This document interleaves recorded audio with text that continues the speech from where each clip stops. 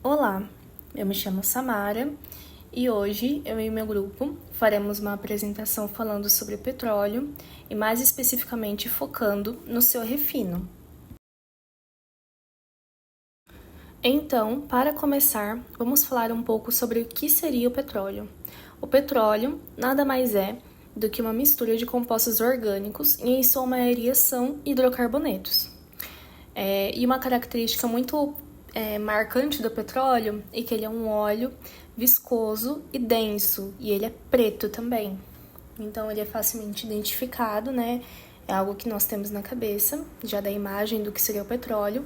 E o seu nome vem de origem latina, que significa óleo da pedra, que vem do latim petrae oleum. Falando um pouco sobre a sua história, né, os primórdios ali da história da construção do petróleo, nós temos evidências dele sendo usado há muitos séculos antes de Cristo. A sua evidência escrita, né, mais marcante seria a de Heródoto, onde ele cita em um dos seus livros que há um óleo escuro, que é um precioso produto comercial que ele é transportado. E na China, um pouco tempo depois, né, também há escritos, né, que falam que o petróleo ele era transportado dentro de bambus, então ele era usado, né, na canalização dos povos daquela região dentro de bambus. É evidente, né, a gente pelo menos imagina que nessa época não se era sabido o potencial comercial do petróleo, nem das suas diversas frações, que todas são de grande importância comercial. Então ele era usado de diversas outras formas, como óleos para massagem, etc. Já 1000 anos à frente, né, no século XV, nós temos ali o nascimento, né, o embrião do que hoje nós chamamos de indústria petroquímica. Então, na Europa, o petróleo ele começou a ser destilado e começou a ser separado o óleo. E esse óleo ele tinha diversos tratamentos, diversos usos. Tanto para tratar cálculos renais, usado em óleo de massagem, tratamento até de outros tipos de doenças. Então, mesmo com a separação do petróleo, de uma das frações do petróleo, ele ainda não era amplamente usado assim como é hoje, que hoje nós usamos até o último grão de petróleo dentro da indústria, né, dentro do mercado.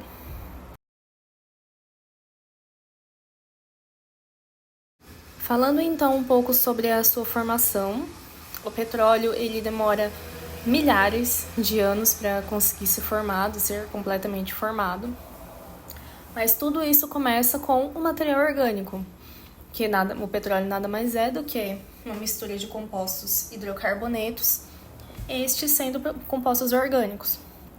Então, o material orgânico ele é deposto, né, no fundo de rios ou de mares, de lagos ou de mares. E então há um processo de sedimentação. Então esse material orgânico ele acaba ficando isolado. Rochas sedimentares são formadas por cima dele. Com a formação dessas rochas sedimentares e com a formação, há então a propagação de bactérias ali dentro. Mas como há rochas por cima, é um ambiente muito pobre em oxigênio e essas bactérias elas trabalham, né, se alimentam de forma anaeróbica, então elas não usam o oxigênio na sua fermentação e diversos outros fatores. E acontecem reações químicas ali que modificam essa matéria orgânica.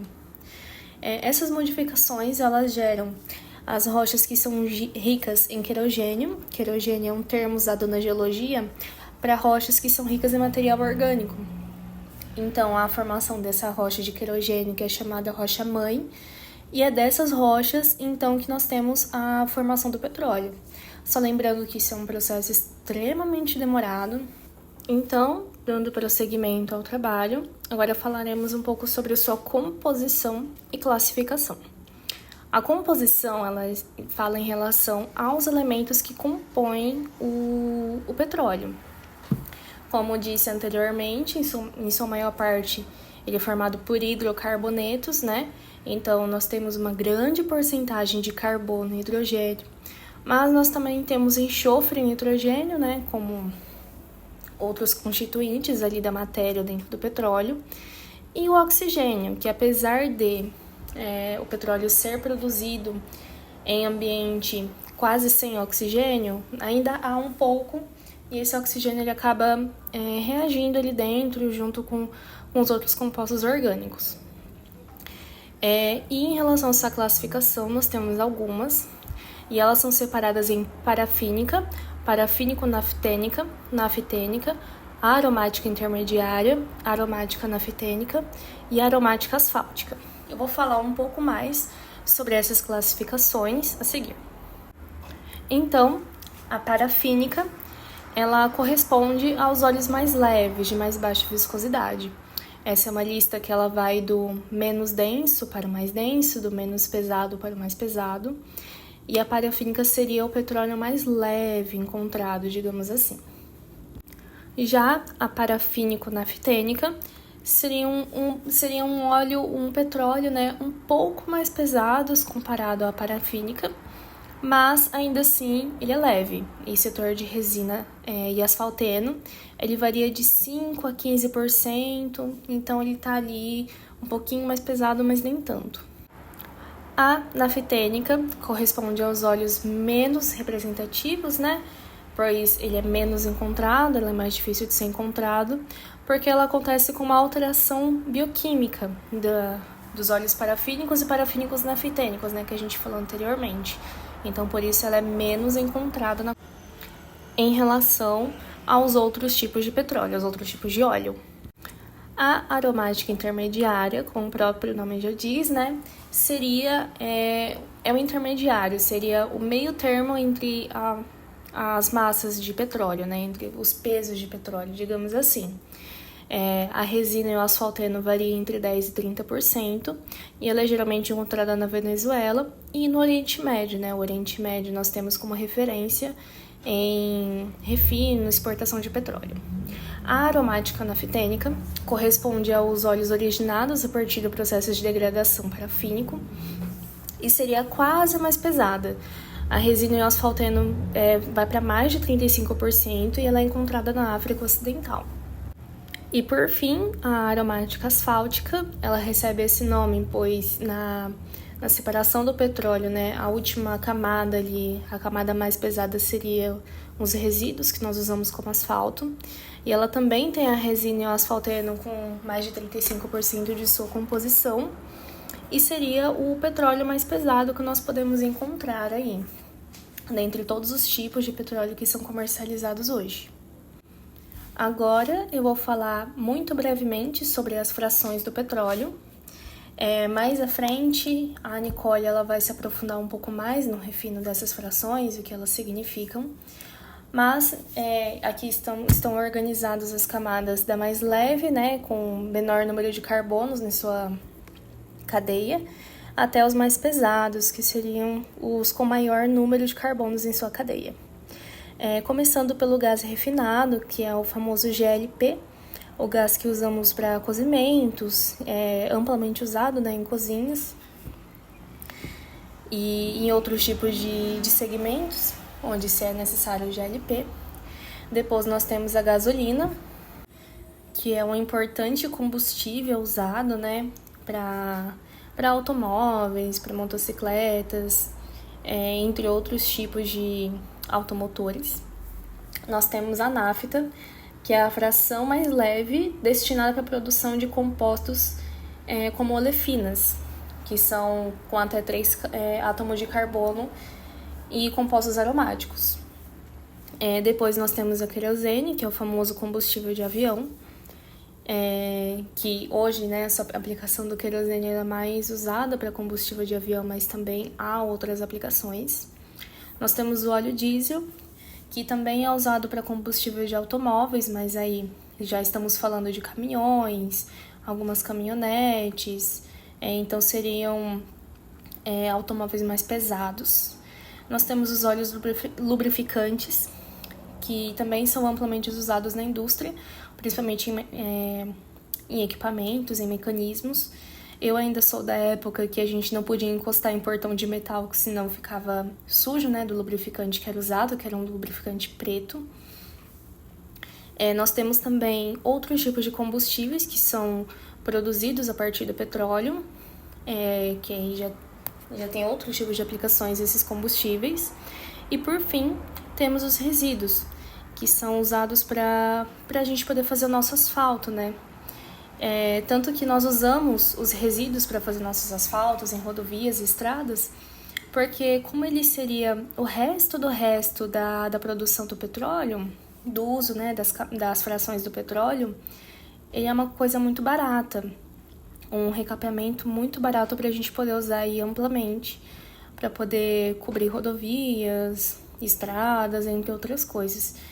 Então, além da sua resistência física, né, mecânica, ali pode passar várias coisas e o negócio continua inteiro, por bastante tempo, pelo menos, ele também é usado por ter um custo barato para poder ser consumido. Agora, eu vou falar, assim, muito sucintamente sobre a petroquímica e suas divisões, pois essa parte da indústria do petróleo, de tudo aquilo que envolve petróleo, é uma parte muito extensa, que não daria para ser falada nesse trabalho. Então eu vou falar muito sucintamente, citando e tentando deixar o mais enxuto possível. Começando então pela extração, o próprio nome já diz, né? É a extração do petróleo bruto. Aquilo que nós vamos falar, né, mais focar aqui nesse trabalho. Isso seria a extração do petróleo, o seu refino e a obtenção também de algumas frações, porque frações como o GLP já saem prontos para consumo. Então, prontos assim, né, depois de várias camadas, mas a partir da extração nós já conseguimos ter o GLP para uso. Depois, nós temos os químicos básicos, que seriam hidrocarbonetos que eles só são purificados. Então, eles são separados ali, né, de uma das frações do petróleo. E para o seu uso poder ser próprio, eles só passam por alguns outros processos de purificação. Então, nós temos aí aplicações como no tolueno, para a produção do trinitrotolueno, né, do TNT, que é um processo industrial. Nós também temos seu uso em bancadas de laboratório, como o hexano, o ciclohexano, usados como solvente. Nós temos o famoso éter de petróleo, né? O que seria o éter de petróleo? Ele nada mais é do que uma fração ali impura de mistura de vários hidrocarbonetos. E aí, quando você vai comprar um éter de petróleo, você tem uns números, né? Tipo, de 70 a 100. Então, seria a faixa ali do ponto de ebulição daqueles compostos. Aí ele é vendido dessa forma. Aí tem diversos. Nós temos os polímeros, que seria a formação dos plásticos, né? Dos famosos plásticos. E aí nós temos N variações de plásticos que são produzidos a partir do petróleo. E eles são vendidos como está na imagem, em grânulos.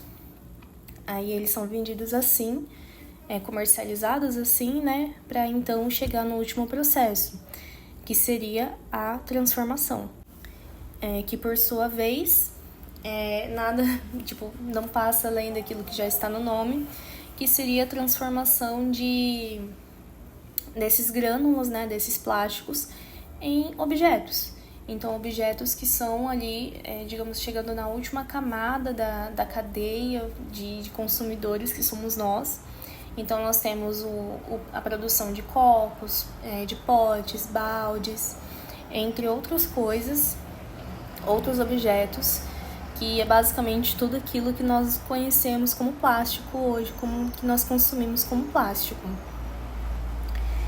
Eu não quis me aprofundar muito nessa parte petroquímica, como eu já disse anteriormente, pois é uma parte muito extensa. Então, aqui eu tentei sintetizar ao máximo o que seria cada parte, né, da indústria petroquímica, para a gente poder falar um pouco aí sobre o petróleo e sobre o que ele é. E aqui eu finalizo minha parte. Refino do petróleo. O petróleo no estado bruto, ele tem pouquíssimas aplicações, ele quase que somente serve como óleo combustível. Então, para gerar mais produtos para serem comercializados, surgiu a necessidade de refinar esse petróleo. Então, inicialmente, essa necessidade ela aconteceu nos Estados Unidos e aos poucos as pequenas refinarias elas foram sendo construídas e foram entrando em operação. No ano de 1899, a participação dos derivados petróleos na matriz energética americana era de 4,5%, enquanto que o carvão era de 98,1%, ou seja, a matriz energética era quase toda de carvão. 50 anos depois, depois de também evoluções tecnológicas, o petróleo ele já havia superado o carvão. Então, resumidamente, o refino do petróleo ele vai ser uma série de beneficiamentos que o mineral vai passar para obter derivados, e esses derivados que vão ser os produtos de grande interesse comercial.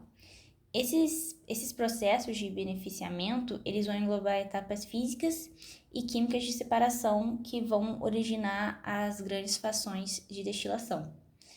E uma refinaria, ela vai produzir derivados com aplicações energéticas e não energéticas. Não energéticas quer dizer que esses derivados do petróleo, eles não vão ter fins de queima, ou seja, eles não vão ser produtos que vão precisar ser queimados para serem consumidos, como o asfalto, os solventes para tintas e os lubrificantes. E os energéticos, por exemplo, são os combustíveis, que vão precisar da queima para eles serem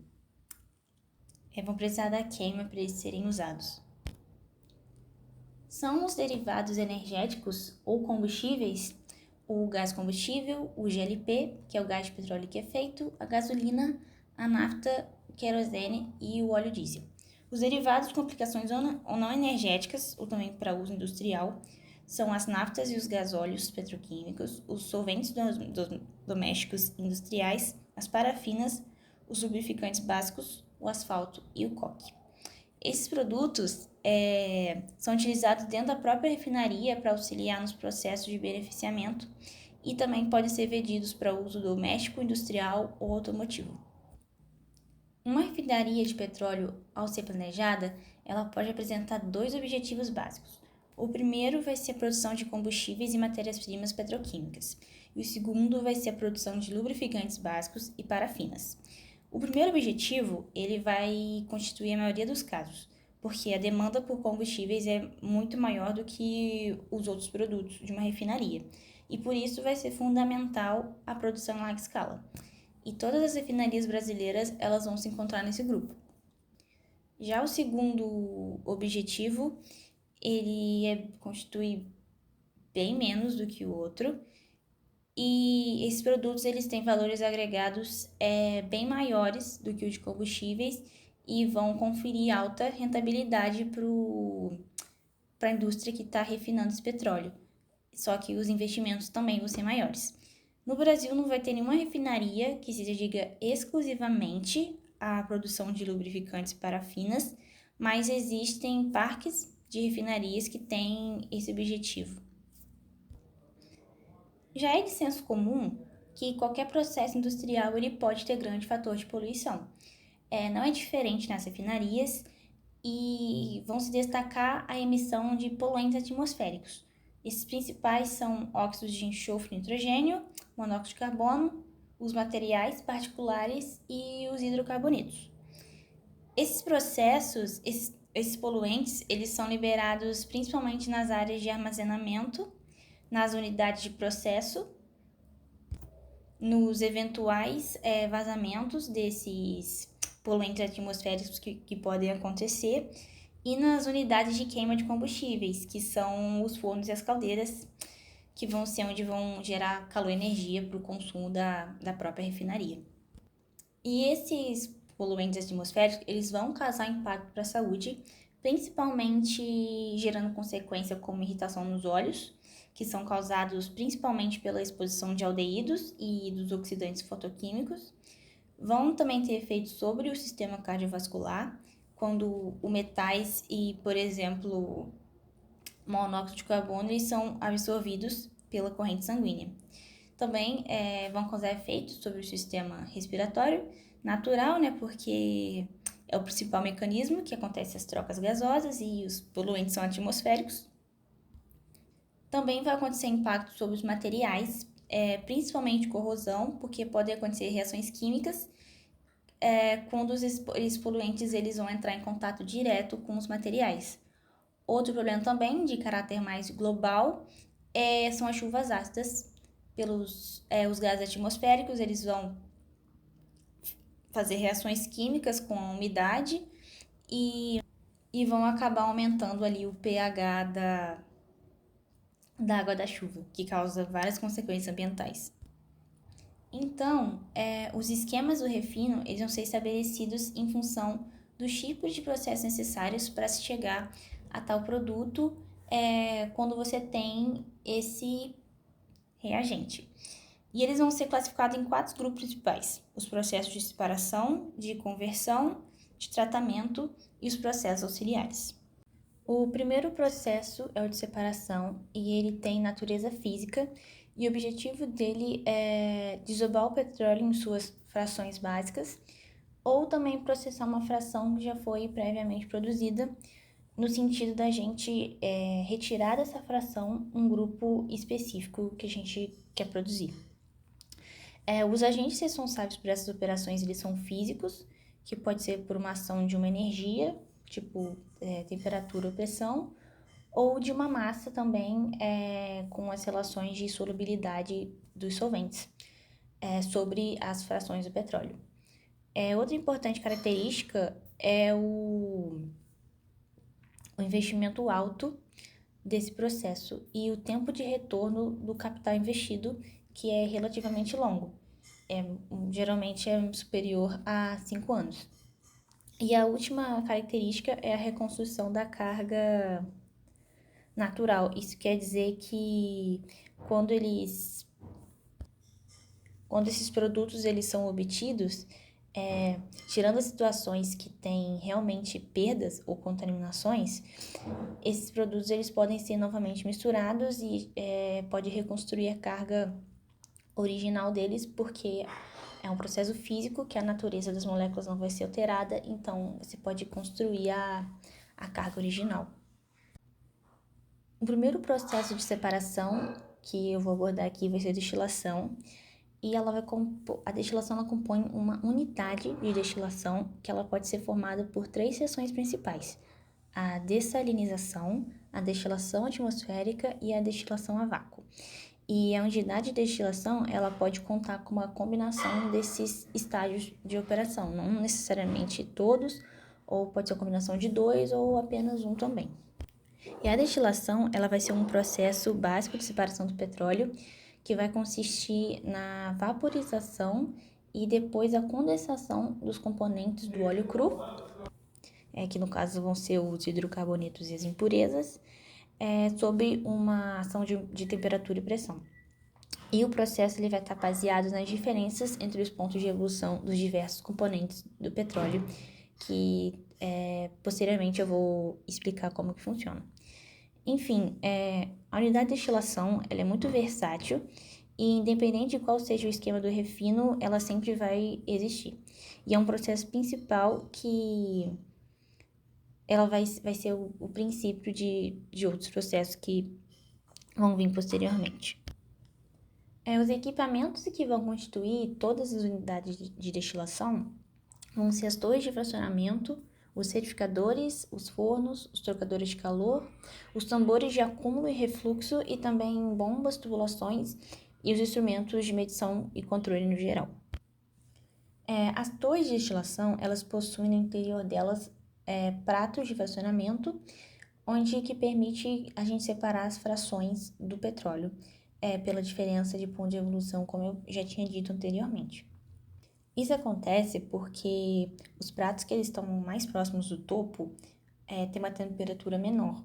Então, desse modo, o vapor que vai para cima, quando ele entra em contato com esses pratos, parte dos seus componentes ela é condensada.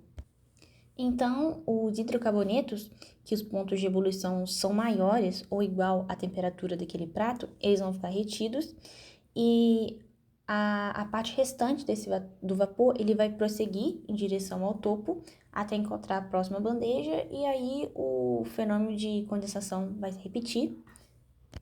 E assim, pela lateral vão ser retirados os produtos de cada etapa, de cada fração do petróleo.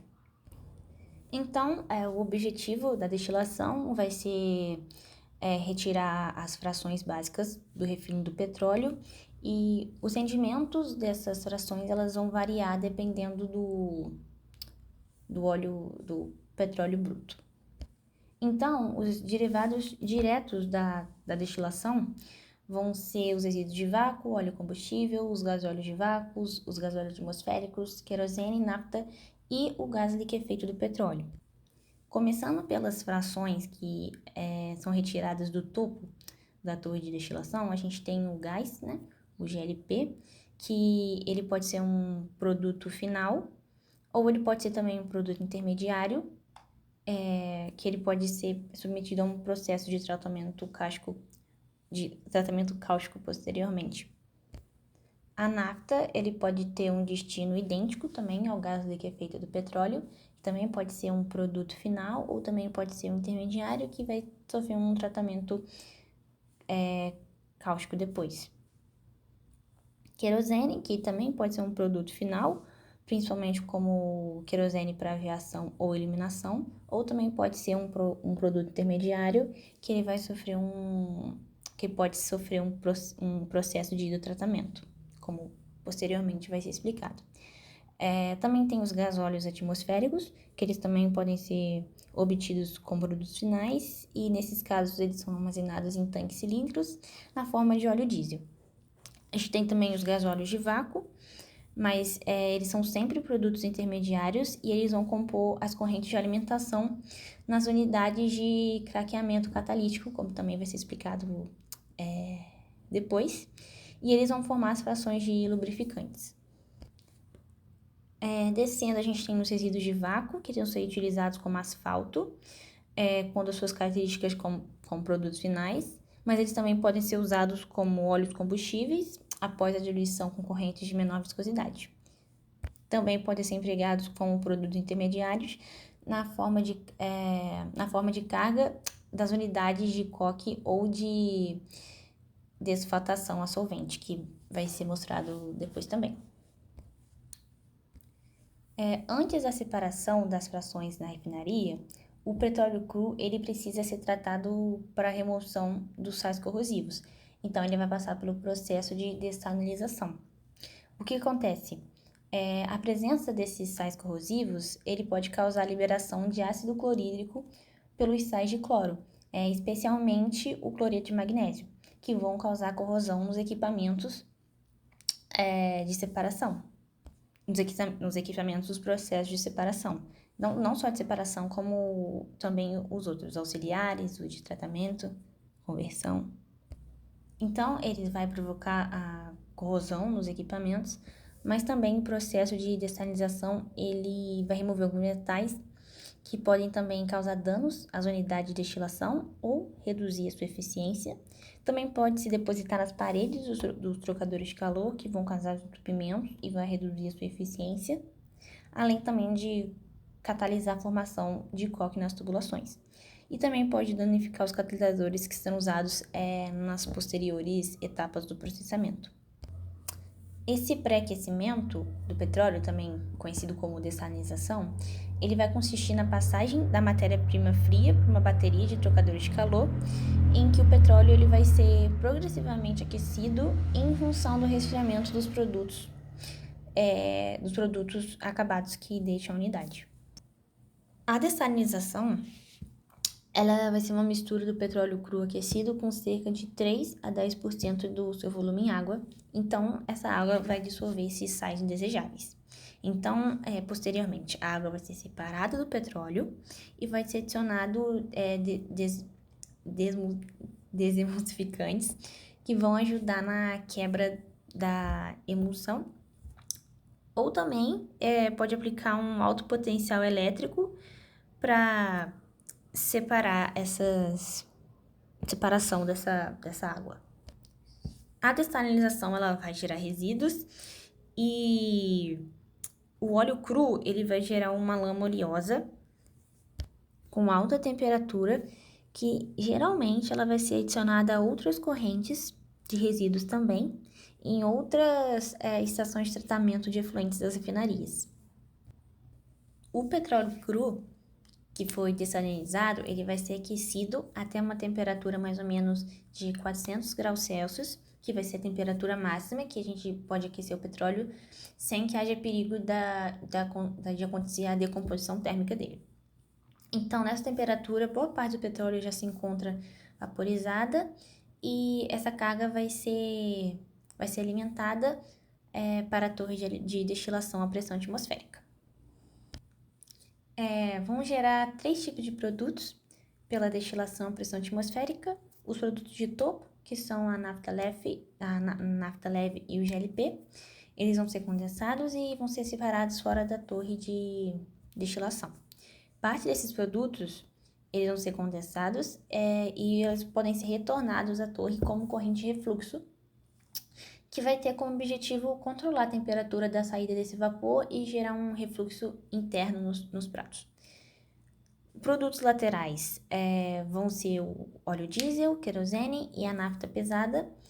E nessas frações intermediárias, elas podem haver componentes mais leves que eles ficam retidos e vai acontecer que esses componentes leves eles podem baixar o ponto inicial de ebulição. Então, vai ser necessário eliminar esses componentes mais leves que ficaram retidos e vai ocorrer em pequenas colunas conhecidas como os retificadores, que vão se injetar o vapor de água para retificar o produto de fundo. E como produto de fundo vão ser os resíduos atmosféricos, que a gente ainda pode extrair frações importantes desses produtos de fundo, não só resíduos. Então, esse resíduo de fundo, que eu acabei comentando, vai sair de uma destilação atmosférica, e esse produto que não pode ser destilado sob pressão atmosférica, ele vai ser encaminhado para uma unidade de destilação a vácuo, que basicamente é uma destilação atmosférica, só que as frações do petróleo elas vão estar a pressões muito baixas, cerca de 0,01 a 0,05 de atm. As torres de vácuo elas vão possuir grande diâmetro justamente para acomodar um maior volume de vapor que vai ser gerado nessas pressões reduzidas. Na maioria dos sistemas de destilação a vácuo, o vácuo no interior da coluna ele vai ser mantido através de injetores de vapor e bombas de vácuo, condensadores barométricos ou de superfície.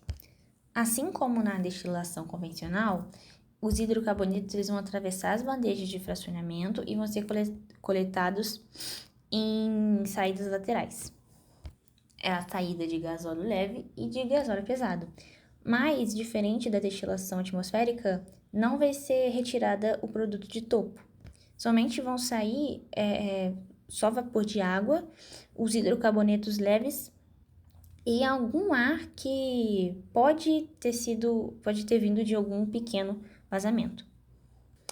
O produto residual da destilação a vácuo ele é conhecido como resíduo de vácuo e ele é constituído de hidrocarbonetos de elevados pesos moleculares, além de ter uma razoável concentração de impurezas também. E ele pode ser vendido como óleo combustível ou asfalto. O processo de desfaltação propano ele vai ter o objetivo de extrair, por ação de um solvente, que nesse caso vai ser o propano líquido em altas pressões, vai ser extrair frações lubrificantes de alta viscosidade e de grande valor comercial que estão contidas no resíduo da etapa de destilação a vácuo. O propano ele é usado nesse caso por causa das suas propriedades únicas como solvente. Em baixas temperaturas, entre 38 a 60 graus Celsius, as parafinas elas são muito solúveis em propano. Em temperaturas maiores, em torno de 93, todos os hidrocarbonetos são quase insolúveis em propano. Então, por causa dessas propriedades como solvente, ele vai abranger uma certa gama de processos ali que ele pode atuar. Como produtos do processo de desfaltação a propano, vão ser o resíduo asfáltico e o óleo desfaltado. O resíduo asfáltico ele é um tipo de resíduo a vácuo que foi processado com severas condições operacionais. Ele pode ser usado como asfalto ou também como um óleo combustível ultra viscoso. E o óleo desfaltado vai ser o principal produto do processo. Ele pode ter dois destinos de acordo com o objetivo ali do refino.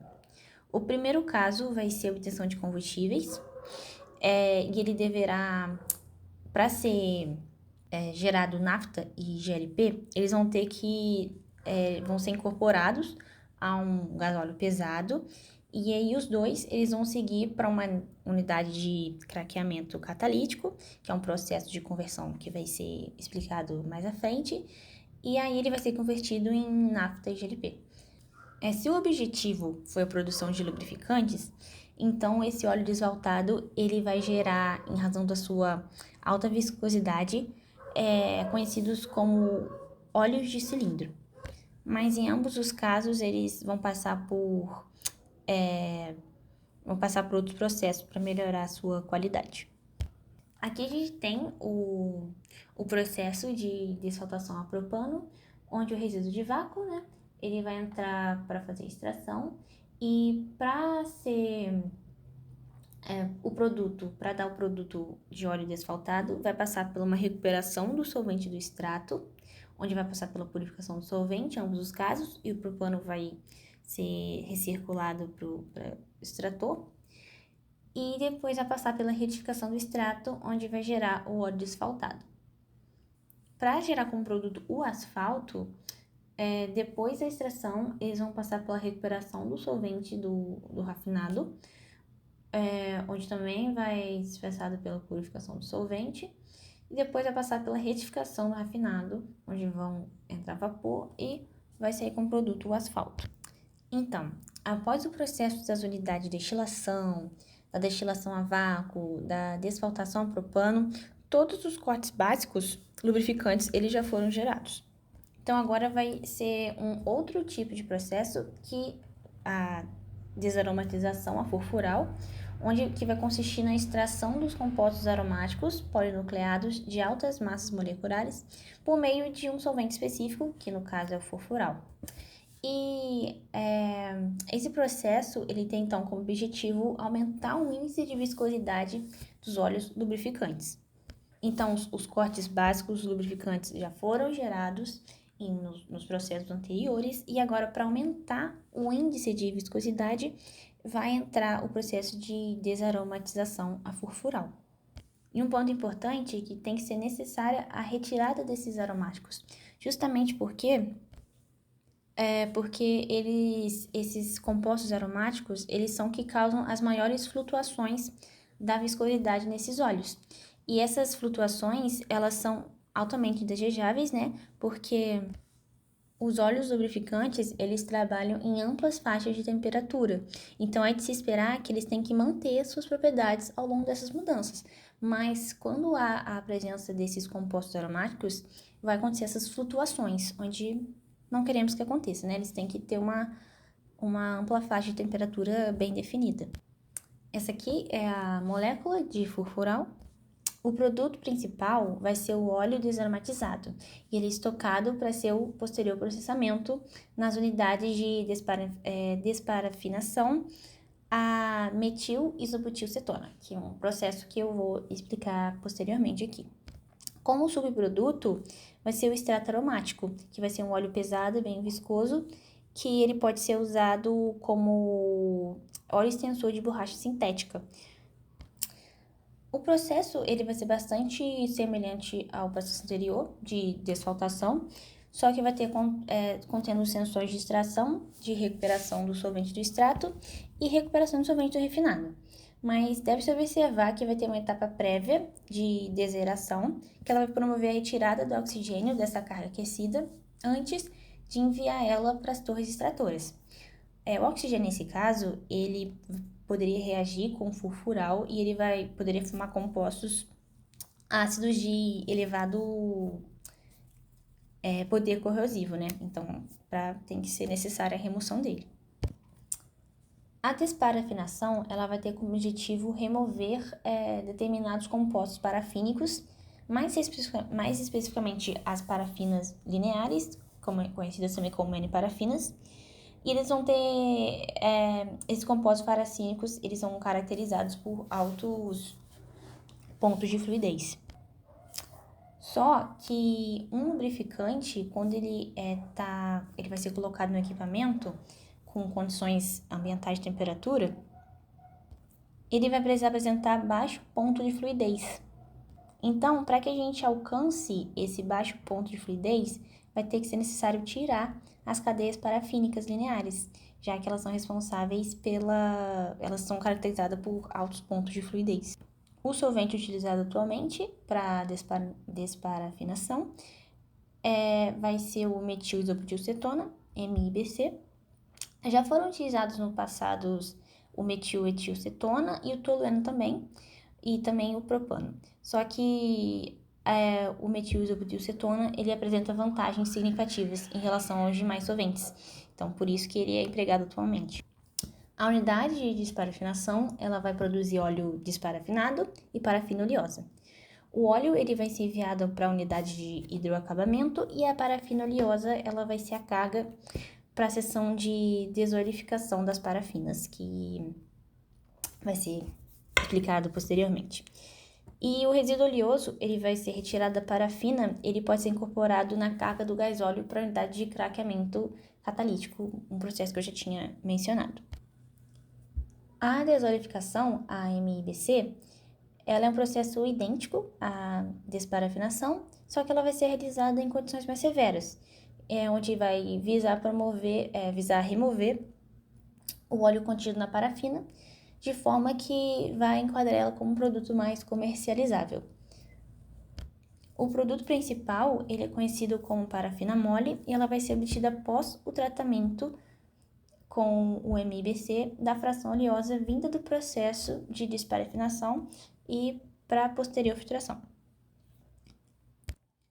A parafina mole, ela pode ser utilizada na produção de geleias, óleos, vaselinas e outros produtos farmacêuticos. A parafina oleosa, que ela vai ser a carga do processo, ela vai ser desmembrada em duas correntes, como está mostrando ali na imagem, onde a fração oleosa ela vai ser removida pela ação do solvente da filtração e ela vai ser denominada parafina mole.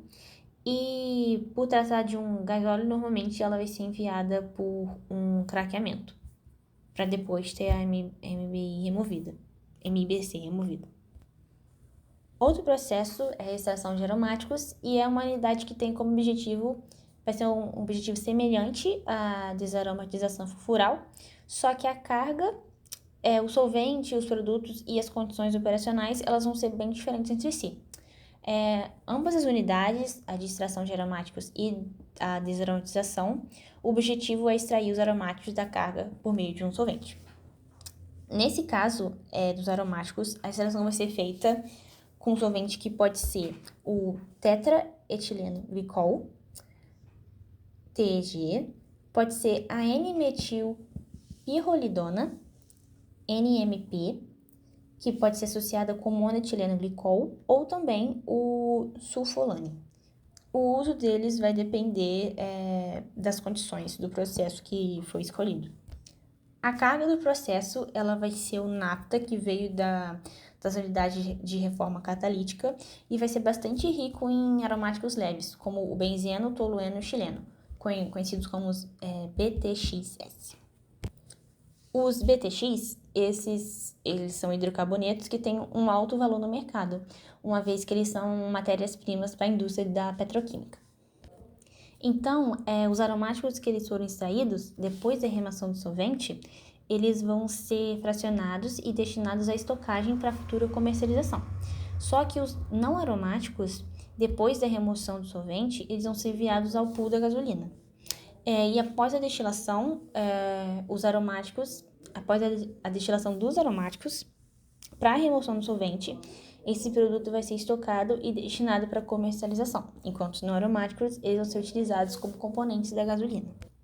O último processo de separação vai ser a dissorção de parafinas, onde a unidade de adsorção de N-parafinas vai ser própria para a remoção das cadeias parafínicas lineares contidas na fração do querosene obtidas na destilação. Só que, embora as parafinas lineares elas confiram uma excelente qualidade ao querosene para fazer a iluminação, elas são muito prejudiciais no querosene da aviação, porque elas elevam o ponto de congelamento quando elas estão presentes em concentrações razoáveis. O querosene em fase gasosa, ali aqui, como mostrado na imagem, ele vai passar pelas peneiras moleculares e elas vão sair como produto querosene de aviação, mas também elas vão separar os hidrocarbonetos e o diluente. E aí vão sair as N-parafinas. O segundo processo que a gente vai abordar são os processos de conversões, que eles são sempre de natureza química e eles vão visar transformar uma fração em outra, ou alterar profundamente a constituição das moléculas de uma dada fração do petróleo, visando sempre melhorar a sua qualidade. Isso pode ser conseguido através de reações de quebra, de reagrupamento ou de reconstrução molecular. As reações de cada processo, elas são uma ação conjugada de temperatura e pressão sobre os cortes de petróleo e sendo bastante frequente também a presença de um agente de reação, que geralmente vai ser o catalisador. Então, conforme a presença ou ausência desse agente, a gente pode classificar os processos de conversão em catalíticos e não catalíticos. E é também importante ressaltar que, devido às alterações químicas do processo, os produtos eles saem desses processos, se forem misturados, não reconstituindo a carga original, que é diferente dos processos de separação, que você sempre podia reconstituir a carga original. E os processos de conversão, eles são, em geral, de elevada rentabilidade, principalmente quando eles vão transformar as frações de baixo valor comercial, como os gasóleos e os resíduos, em outras de maiores valores, como o GLP, as naftas, os querosenes e os óleos diesel. O primeiro processo que a gente tem é o craqueamento térmico, e ele é o mais antigo dos processos. Ele surgiu logo após O primeiro processo que a gente tem é o craqueamento térmico. Ele é o mais antigo dos processos e ele foi bem significante até o início dos anos 50, mas ele entrou em desuso depois do surgimento do craqueamento catalítico, que a gente vai ver posteriormente. O craqueamento térmico ele tem por finalidade quebrar as moléculas presentes no gasóleo de vácuo ou no resíduo atmosférico, por meio de elevadas temperaturas e pressões, sempre visando obter principalmente gasolina e gás liquefeito do petróleo.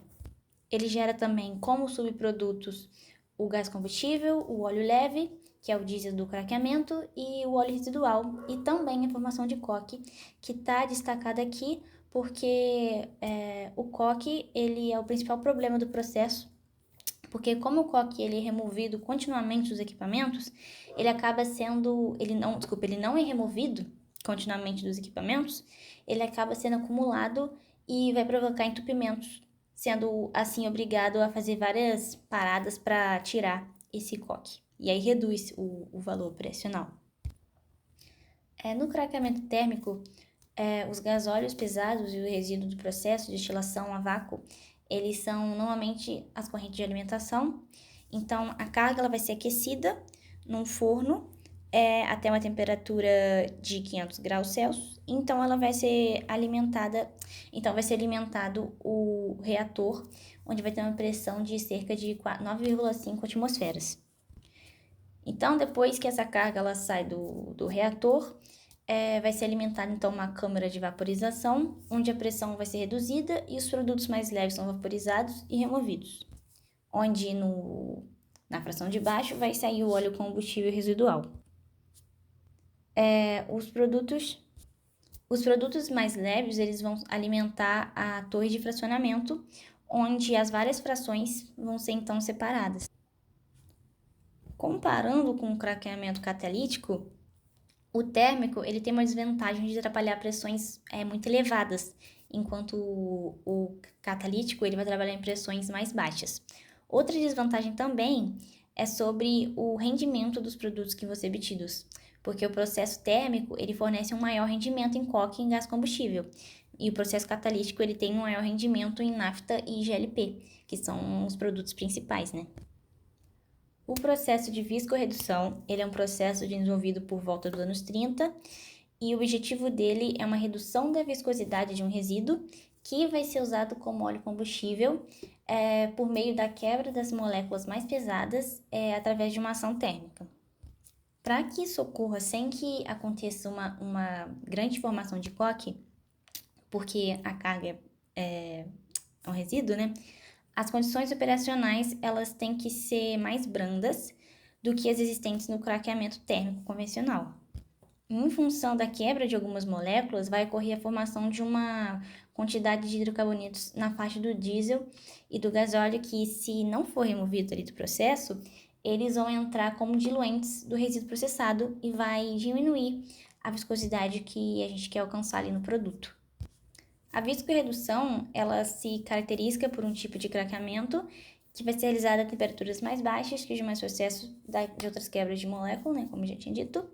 E nesse processo, a carga de alimentação, ela vai passar por um forno tubular e juntamente com a corrente de reciclo, nesse processo, a carga de alimentação, ela vai passar através do forno junto com uma corrente de reciclo e através da ação da temperatura na torre de fracionamento, as moléculas elas vão ser craqueadas, onde vão sair a gasolina, os gasóleos e também vão sair os resíduos da viscorredução.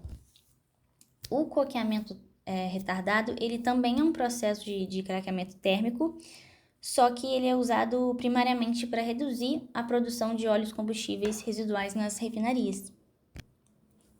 A carga dele é um resíduo de vácuo que, submetido a condições bastante severas, ela vai craquear as moléculas da cadeia aberta e moléculas aromáticas.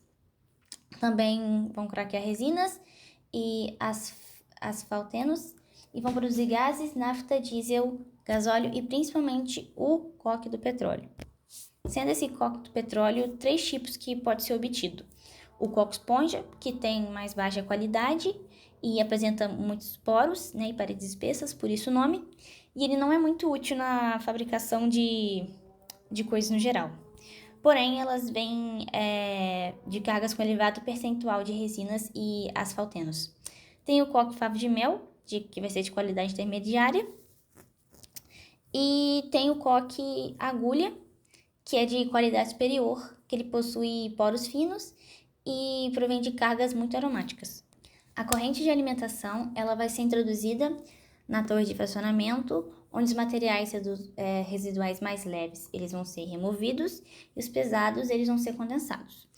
Esses materiais pesados eles são retirados da torre e eles vão ser aquecidos numa faixa de 480 a 500 graus Celsius e eles vão alimentar um vaso reacional que chama bateria de coque, onde o coque vai ser formado. Também vão gerar o gás óleo leve e o gás óleo pesado ali como subprodutos da torre de fracionamento. O craqueamento catalítico ele é um processo de quebra molecular que vai usar calor, pressão e um catalisador para efetuar a quebra dessas grandes moléculas de hidrocarboneto em moléculas menores e mais leves. A carga é uma mistura do gás óleo de vácuo e do gás óleo desfaltado de processos anteriores, que quando ele é submetido a condições bastante severas, na presença do catalisador, vai ser transformado em outras frações mais leves, como o gás combustível, o gás liquefeito do petróleo, o nafta, gás óleo leve, que é o diesel, e o gás óleo pesado, que é o óleo combustível. Mas também pode ser produzido o coque, que vai se depositar no catalisador e é queimado na regeneração do catalisador. Vai gerar gás de combustão de alto conteúdo energético e vai ser usado na geração de vapor de água pressão. A maioria dos catalisadores que são usados no craqueamento catalítico, eles são compostos de um aluminosilicato cristalino, uma alumina, uma argila e um ligante. E esse processo de craqueamento, assim como outros processos resfino, que vão utilizar os catalisadores, vão produzir coque e vai se depositar na superfície do catalisador e vai diminuir as propriedades catalíticas. O catalisador vai precisar, portanto, ser regenerado continuamente e ser feita através da queima do coque em altas temperaturas. Uma unidade de craqueamento catalítico, ela é constituída das seguintes frações, que vai ser a seção de reação ou de conversão, que vai ser composta por equipamentos de reação e regeneração de catalisador para a promoção das reações químicas que o processo demanda. Tem também a seção de fracionamento, que vai promover a separação dos componentes em vários produtos e vai ser recuperado e vai ser reciclado parte dos gasóleos. Também tem a seção de recuperação de gases, que vai promover a separação das frações leves, que foram convertidas nos cortes de gasolina, que foram convertidas em gasolina, em GLP e em gás combustível. E também a seção de tratamento, que vai promover o tratamento da gasolina, do gás liquefeito do petróleo e do gás combustível para possibilitar a comercialização dele, ou também transformar ele em outros produtos posteriormente. Mas algumas limitações elas precisam ser impostas à carga do craqueamento catalítico e nesse processo algumas das características que eles exercem têm maior influência, por exemplo, a faixa de destilação, que tem que ser em 340 graus Celsius e 570 graus Celsius. Tem o resíduo de carbono, que ele precisa ser baixo, geralmente inferior a 1% em peso, para minimizar a formação desse coque. Tem que ter um fator de caracterização, que esse fator de caracterização é o que determina o teor de parafina da carga. Então, quanto mais parafina, quanto mais tiver de parafina na carga, mais fácil vai ser ela de ser craqueada. E também o teor de metais, que para a atividade do catalisador não ser afetada, o teor dos metais ele não pode ser muito grande. O catalisador, no craqueamento catalítico, ele emprega nesse processo, o catalisador no craqueamento catalítico, ele tem funções primordiais, que são permitir que as reações químicas elas ocorram sob as condições de pressão e temperatura bem mais baixas do que do craqueamento térmico.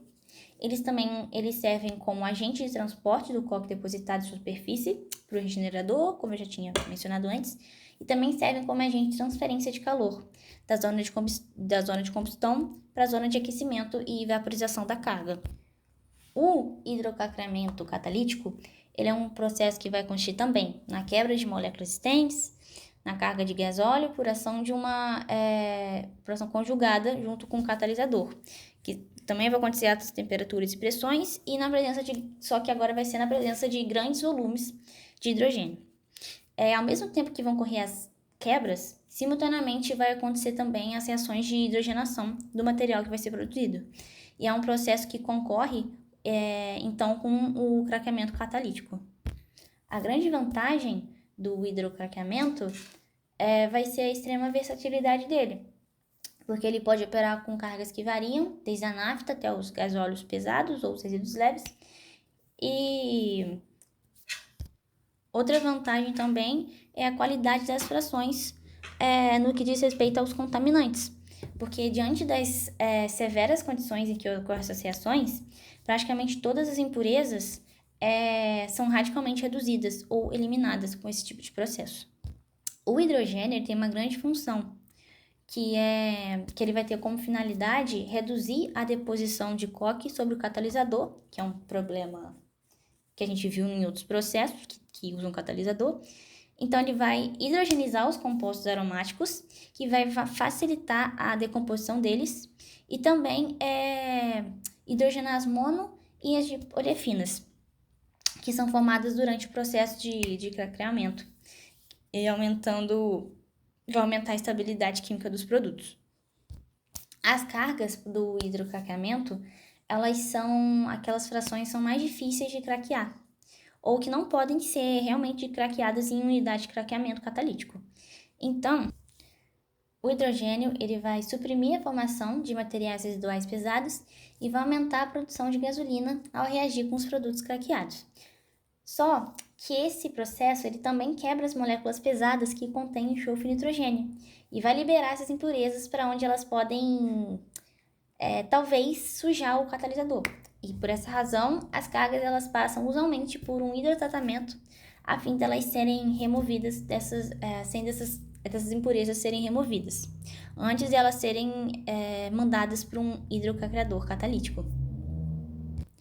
Diferente do craqueamento catalítico convencional, os catalisadores do hidrocraqueamento, eles são regenerados após um período de mais ou menos 4 anos. Então, desse jeito, não tem pouca ou nenhuma emissão atmosférica ali de poluição nesse processo de regeneração. Então, ele tem esse fator menos poluidor do que o craqueamento catalítico convencional. Então, a gente pode ver ali que o hidrogênio, ele, junto com a carga, eles vão entrar ali no reator para passar pelas reações de craqueamento, vão passar pelo segundo reator e vão ir para a torre de fracionamento, que vão gerar os produtos leves e os produtos pesados também. O hidrocraqueamento catalítico brando, ele é uma variante do hidrocraqueamento catalítico, né? E ele vai operar em relações bem mais brandas do que o anterior, por isso o nome, principalmente em termos de pressão. A grande vantagem dele é que a partir de uma carga de gasóleo convencional, vai ser possível produzir grandes volumes de óleo diesel de excelente qualidade, sem gerar tantas grandes quantidades de gasolina. Embora é um processo mais barato que o convencional, ainda tem a construção, ainda requer um alto valor de construção ali. A alquilação catalítica, ela vai consistir na junção de duas moléculas leves para formar uma terceira de maior peso molecular. É uma reação catalisada por um agente de forte teor ácido, geralmente o ácido sulfúrico ou o ácido fluorídrico. A alquilação, ela é um processo utilizado para produzir gasolina de alta octanagem a partir do isobutano, que é formado principalmente durante o processo de craqueamento catalítico. Além da gasolina de alquilação, o seu produto principal também, só que gerado em menor quantidade, é a nafta pesada, o propano e o N-butano de alta pureza. Uma unidade de alquilação, ela vai ser constituída de duas principais seções, que vai ser uma seção de reação e uma seção de recuperação dos reagentes e purificação do catalisador. A corrente de alimentação, ela vai ser composta de olefinas e de isobutano e, primeiramente, ela vai ser dessecada com o uso, geralmente, de sílica gel e de alumina ativada.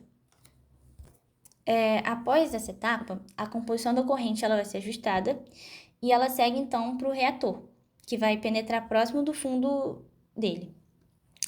Aí, pela parte inferior, vai ser introduzido o ácido fluorídrico, que vai entrar imediatamente em contato com a carga e vai promover as relações de alquilação que está sendo desejadas ali.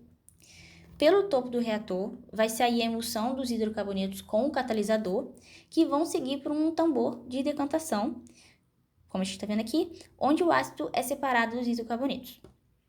Então, a fase ácida ela vai ser recirculada e a fase orgânica ela vai ser enviada para a recuperação dos reagentes.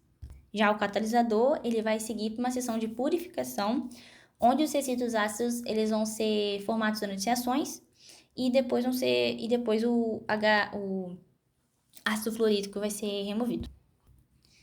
A reforma catalítica, ela tem como objetivo principal transformar uma nafta de destilação direta, que vai ser rica em hidrocarbonetos parafínicos, em outra rica em hidrocarbonetos aromáticos. E vai ser um processo O principal produto vai ser a nafta de reforma, só que outras ações também vão ser geradas em menores quantidades, que nem o gás liquefeito, o gás combustível, o gás ácido e uma corrente rica em hidrogênio. O processo em si, ele consiste em se fazer passar sobre um catalisador, geralmente a platina, que é mais recentemente platina, que vai ser associada com um outro metal nobre, e uma mistura de hidrocarbonetos e hidrogênios, a junção desses componentes em uma temperatura de mais ou menos de 470 graus Celsius a 530. Embora essa quantidade dos elementos que eu citei na composição do catalisador seja bem baixa, devido ao peso desses metais, o custo do catalisador ele é extremamente alto ainda. Então, são utilizados processos de leito físico e de leito fluidado com uma série de 3 a 6 reatores mais ou menos. Aqui a gente são 4 reatores nesse processo. Então, as cargas de alimentação, elas são usualmente hidratadas antes de serem postas no reator, com a finalidade de serem removidas eventualmente as impurezas do enxofre, do nitrogênio e dos metais. Essas substâncias, elas contaminam o catalisador da reforma e vão reduzir a sua atividade e, consequentemente, vão diminuir o rendimento do produto final. Para finalizar os processos de conversão, a gente tem isomerização, que ela vai ser usada para promover a alteração da forma de uma molécula sem remover ou sem adicionar nada da molécula original. Normalmente, as parafinas, tais como o butano e o pentano, elas vão ser convertidas em isoparafinas que têm maior octanagem. As reações de isomerização, elas vão ocorrer numa temperatura na faixa de 90 a 200 graus Celsius, na presença de um catalisador, que usualmente consiste numa platina e sobre algum material de suporte. Dois tipos de catalisadores para o processo, eles estão atualmente em uso. Um requer uma contínua adição de pequenas quantidades de cloretos orgânicos, que vão ser convertidos em ácido clorídrico no reator. E nesse tipo de reator, que usa ácido clorídrico, a corrente de alimentação ela precisa estar livre de oxigênio. E também água, para fim de evitar problemas de corrosão, né, para não acabar desativando esse catalisador. E o outro tipo de catalisador, também ela vai utilizar uma peneira molecular como suporte e não vai requerer nenhuma carga, que a carga não esteja livre ou seca de oxigênio. Não precisa, a corrosão não é um problema nesse caso. E também a polimerização, que vai ser um processo de conversão ocasionalmente utilizado assim para converter propano e butano em componentes de gasolina de alta octanagem. Esse processo ele é similar à alquilação no que diz respeito à sua alimentação e os produtos gerados, só que é frequentemente usado como uma alternativa mais barata da alquilação. As reações da polimerização elas vão ocorrer geralmente em altas pressões e na presença de um ácido fosfórico, que vai agir como catalisador. Então, a carga de alimentação ela vai precisar estar livre de enxofre, porque esse elemento ele pode envenenar o catalisador. Os derivados de petróleo, da maneira que são produzidos, nem sempre estão enquadrados nas especificações requeridas. Os contaminantes presentes na corrente do óleo podem causar uma série de problemas, incluindo estabilidade e corrosão do produto, além da geração de problemas no meio ambiente associados à liberação de compostos nocivos à atmosfera.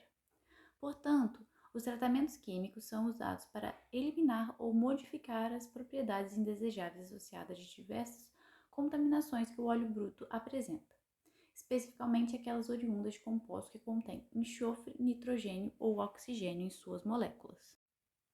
Os processos de tratamento podem ser divididos em duas classes. Os processos de adoçamento, que são aqueles que transformam compostos agressivos de enxofre em outros menos prejudiciais, sem retirar o enxofre dos produtos, como o tratamento Bender. E os processos de dessulfurização, onde nesses processos os compostos de enxofre são efetivamente removidos dos produtos. Entre eles estão a lavagem cáustica, o tratamento com DEA e a dessulfurização catalítica. O tratamento Merox está incluído nos dois processos, tanto de adoçamento como de dessulfurização. Os principais tratamentos são o tratamento Bender, a lavagem cáustica, o tratamento Merox, o tratamento com DEA e o hidrotratamento. Então, o tratamento Bender, como eu já havia dito, é um processo de adoçamento, aplicável a frações intermediárias do petróleo, como a nafta, o querosene e o óleo diesel. A nafta é um composto proveniente do petróleo utilizado como matéria-prima em indústrias do ramo petroquímico, na fabricação de eteno-propeno e ainda benzeno-tolueno-xileno. O tratamento Bender consiste basicamente na oxidação catalítica em leito fixo do mercaptan a disulfeto, em meio alcalino por meio de agentes oxidantes como ar e o enxofre. O catalisador usado no processo é a base de óxido de chumbo. Então, inicialmente a carga é aquecida e misturada com soda cáustica. A corrente resultante passa por uma válvula misturadora, onde o turbilhamento forma uma emulsão. A soda cáustica acumula-se no fundo do vaso, enquanto a carga sai pelo tubo. Essa lavagem cáustica inicial é feita para que sejam removidos os compostos ácidos, tais como fenóis, ácidos naftênicos e H2S, que podem interferir no processo de adoçamento. Após a lavagem cáustica, a carga é dividida em duas correntes. A de menor vazão é introduzida na parte superior de um vaso conhecido como torre absorvedora de enxofre, onde a carga absorve o enxofre necessário para as reações. Após regulado o teor do enxofre absorvido, a carga recebe uma injeção de ar comprimido, penetrando no fundo do reator Bender. No seu interior existe um leito fixo de catalisador, que promove reações. Próximo ao topo do reator é injetada a soda cáustica, de modo a alcalinizar o meio reacional. As reações que se passam na superfície do catalisador em síntese são as apresentadas no slide. O eluente do reator sai pelo topo e recebe uma injeção de água de processo, para que sejam removidos do produto a soda cáustica e alguma impureza.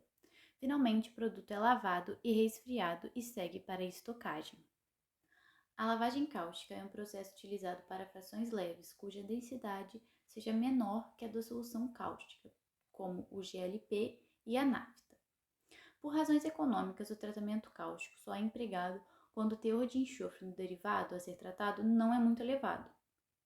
Então, utiliza-se uma solução aquosa contendo de 15 a 20% de hidróxido de sódio, que circula continuamente até que a concentração mínima seja atingida. Conforme o teor de enxofre no derivado, pode ser usado 1, 2 ou 3 estágios de lavagem cáustica. Pode também ser utilizado um estágio final de lavagem aquosa, de modo a evitar o possível arraste de soda pelo produto. As reações que se passam no processo são as seguintes. Então, a carga inicialmente recebe uma ingestão de soda cáustica e passa por uma válvula misturadora.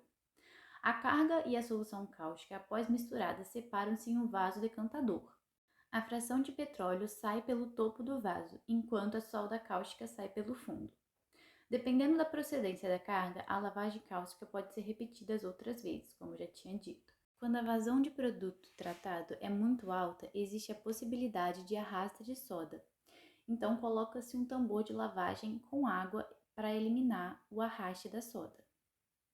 Tratamento Merox é um processo de tratamento bastante moderno, aplicável a frações leves como GLP e nafta e intermediárias querosene e diesel. Baseia-se na extração cáustica de mercaptans, com a sua posterior à oxidação de sulfetos, ao mesmo tempo que a soda cáustica é regenerada. Isso é feito em presença de um catalisador organometálico, dissolvido na solução de soda cáustica.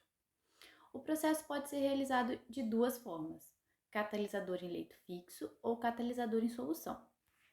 O leito fixo é aplicado quando a carga é muito pesada, como o querosene diesel, e a oxidação que ocorre é feita simultaneamente com a extração, não sendo os disulfetos retirados no derivado, e, portanto, é um processo de adoçamento.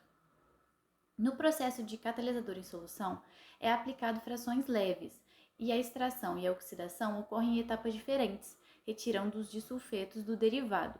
O teor de enxofre é sensivelmente reduzido, caracterizando um processo de dessulfurização. Então, o produto a ser tratado sofre uma lavagem cáustica para a eliminação de H2S e de compostos ácidos. Em seguida, a carga vai para a torre extratora, onde ocorre a remoção de mercaptans. Isso é feito devido à presença de um catalisador em solução. A carga penetra pelo fundo da torre em escoamento contracorrente à solução cáustica com o catalisador. No contato com a solução cáustica, os mercaptans são retirados de acordo com a reação mostrada no slide. Na regeneração ocorre a reação mostrada também no slide.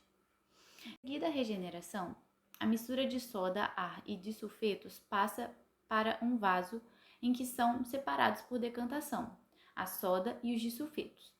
O excesso de ar sai pelo topo desse vaso separador. Pelo fundo do vaso, a solução cáustica é removida. O tratamento com DEA tem por objetivo a remoção de H2S do gás combustível e do GLP.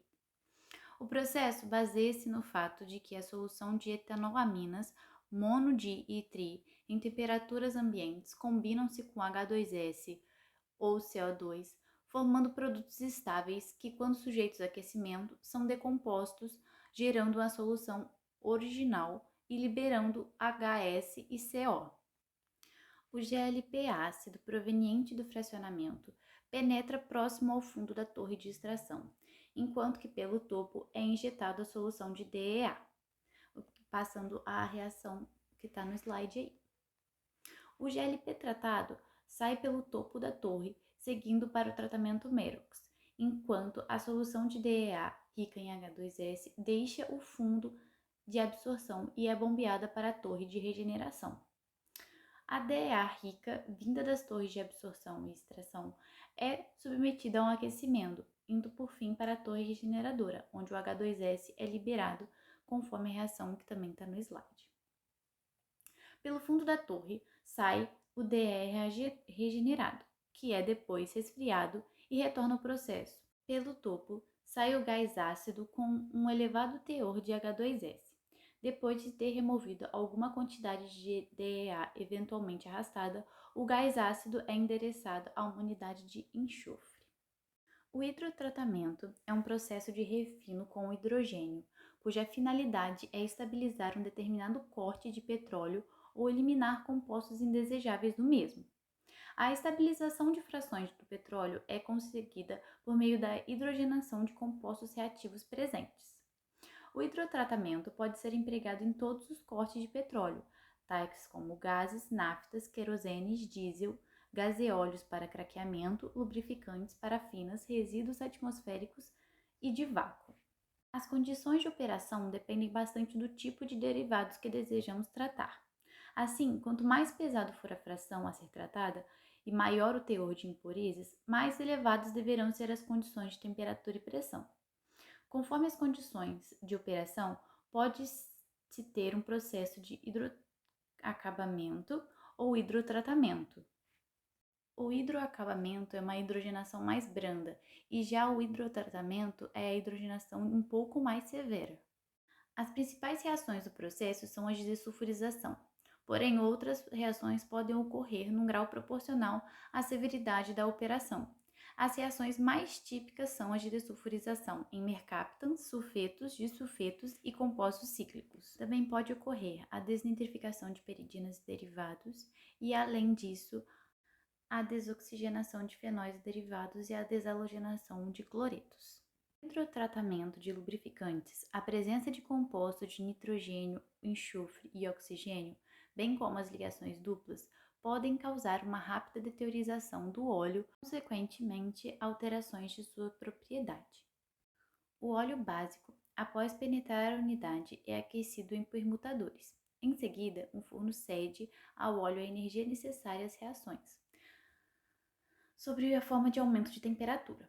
Ao sair do forno, o óleo recebe uma corrente de hidrogênio aquecida e juntos penetram no reator. O eluente do reator, após ser resfriado, sofre um flash a alta pressão e o excesso de hidrogênio é eliminado. O produto líquido é retirado e submetido a um segundo flash, e dessa vez a baixa pressão, durante o qual o gás combustível e as impurezas são vaporizadas. Numa etapa posterior, o óleo é retificado com vapor de água, eliminando-se aí os últimos traços de compostos voláteis. Como a última etapa, o óleo sofre uma secagem a vácuo, de modo a retirar toda a água existente no óleo. O hidrogênio recuperado no primeiro flash recebe uma injeção de hidrogênio de reposição, chamada make-up, que é recomprimido, aquecido e retorna ao processo. Processos auxiliares são aqueles que se destinam a fornecer insumos a operações dos outros processos anteriormente citados ou tratar rejeitos desses mesmos processos. Geração de hidrogênio. A indústria petroquímica lança mão de hidrogênio em vários processos, dentre os quais os mais importantes são os da síntese da amônia e do metanol. As modernas refinarias precisam do hidrogênio para processos de hidrotratamento e de hidrocraqueamento, com o objetivo de produzir derivados mais nobres e de melhor qualidade a partir de cargas residuais. Porém, nem todas as refinarias se dispõem-se de uma reformação catalítica ou têm o gás hidrogênio produzido suficiente para o consumo. Normalmente, as unidades de hidrotratamento ou hidrocraqueamento são de grande porte. E esta quantidade suplementar de hidrogênio requerido pode ser obtida através de dois processos: a oxidação parcial de frações pesadas ou a reforma com vapores de frações leves. O processo de oxidação parcial consiste na queima de hidrocarbonetos pesados por uma corrente de oxigênio de alta pureza. E a reforma com vapor consiste na reestruturação de moléculas de hidrocarbonetos em prensas de vapor d'água e catalisadores, produzindo-se o gás de síntese. Pré-tratamento. Logo após penetrar a unidade, a nafta recebe uma injeção de hidrogênio e é encaminhada ao forno vaporizador, seguindo para o reator de pré-tratamento. Esse reator é responsável pela eliminação de enxofre, cloro e metais. O reator é constituído por 4 leitos catalisadores. Com a adição do hidrogênio e o aquecimento, os compostos de enxofre linear são chamados de compostos reativos e são transformados em H2S, segundo a reação mostrada no slide. O primeiro leito do reator de pré-tratamento é composto de óxido de zinco, que serve como absorvente do enxofre reativo. Os compostos cíclicos de enxofre não são atingidos pela reação anterior, sendo conhecidos como enxofres não reativos. E para sua eliminação, é necessário uma hidrogenação na presença de catalisadores, o que ocorre na segunda camada. A terceira camada é a responsável pela absorção do cloro, caso ele esteja existente na carga. Ao atravessar a segunda camada, ele é transformado em HCl. Então, no último leito, que é constituído de uma camada de óxido de zinco também, ele atua como absorvente de H2S, produzido na segunda camada. Seção de reformação. O eluente do pré-tratamento, antes de entrar no forno reformador, recebe previamente um volume de 5 vezes maior de vapor de água superaquecido. A mistura nafta-vapor penetra vários tubos no interior, nos quais existe um catalisador. O gás de síntese produzido nos tubos de formador está a alta temperatura e deve ser resfriado antes de seguir para os reatores de deslocamento. Em ambos os reatores de deslocamento ocorre a seguinte reação, mostrada no slide. O eluente dos reatores é composto principalmente de H2 e CO2, necessitando um tratamento adicional para a remoção do dióxido formado. Absorção do CO2. Do gás de processo deve ser eliminado o CO2 para que se produza hidrogênio de alta pureza. Isso normalmente é feito através de uma solução aquosa de monoetanolamina, MEA, ou dietanolamina, DEA. Desse modo, borbulhando o gás de processo em MEA, pode-se obter uma corrente de H2 em elevada pureza. A solução gasta de MEA vai por uma torre de regeneração, onde por aquecimento o CO2 é liberado, regenerando o monoetanolamina, que retorna à torre de absorção. O sistema é idêntico à absorção do H2S com DEA. O hidrogênio produzido pode ser utilizado no hidrotratamento ou no hidrocraqueamento.